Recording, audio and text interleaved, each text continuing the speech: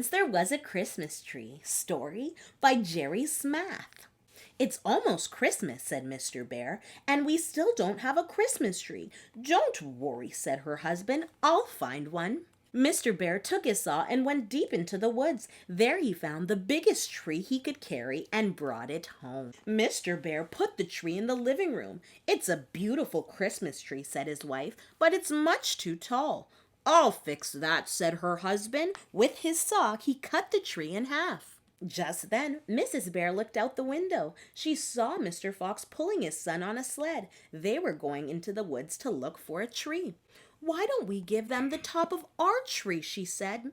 Mr. Bear agreed. So Mrs. Bear tied a big bow to the top of the Christmas tree and took it outside. Yahoo, Mr. Fox, called Mrs. Bear. We took our tree and made it too. One half for us and one half for you. Mr. Fox was delighted. Thank you so much, he said. What a wonderful present. Mr. Fox put the tree on the sled. Then he and his son turned the sled around and pulled it home. Once the tree was up, the two foxes stood back to admire it. It's the prettiest Christmas tree I've ever seen, said the little fox. His father thought so too. They were just about to decorate their tree when Mr. Fox thought of his friend Old Rabbit. Old Rabbit lives all alone, he said, and he doesn't have a tree this year. Our tree is big, said his son. Why don't we share it with him? Good idea, said Mr. Fox. So he took his saw and cut their tree in half. Together, Mr. Fox and his son took the top of their Christmas tree to Old Rabbit's house. When Old Rabbit opened the door, Mr. Fox and his son said, We took our tree and made it too. One half for us and one half for you. Tears came to Old Rabbit's eyes when he saw their gift. How kind of you both, he said.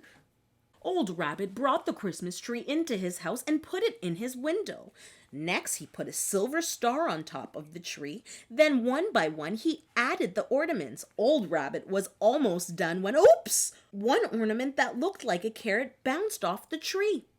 It kept rolling until it stopped by a hole in the floor. Thank goodness it didn't fall in, said Old Rabbit. That was my favorite one. Just as Old Rabbit was about to pick up the ornament, it was pulled into the hole. Peeking down into the hole, he saw Mother Mouse and her 3 children. They were trying to eat the carrot ornament. Don't eat that, he shouted. It's made of wood. Old Rabbit saw that the mouse family was hungry, so he invited them to dinner. Afterwards, Old Rabbit and Mother Mouse chatted and watched the children play. It's nice to have friends, said Old Rabbit, smiling. It was getting late. Mother Mouse carried her sleepy children home and tucked them into bed. Old Rabbit went to bed too, but he could not sleep. When he looked at his pretty tree in the window, he knew why. It's Christmas Eve, he thought. The mouse family should have a Christmas tree of their own. Old Rabbit went to the window and cut the top of his tree. Quietly, he tiptoed over to the hole and slipped the little tree into the mouse's family room. Merry Christmas, he whispered. I took my tree and made it too. One half for me and one half for you. Then Old Rabbit tiptoed back to his bed and went to sleep. Once there was a Christmas tree, but sharing made it 4, and Santa Claus left presents under every one.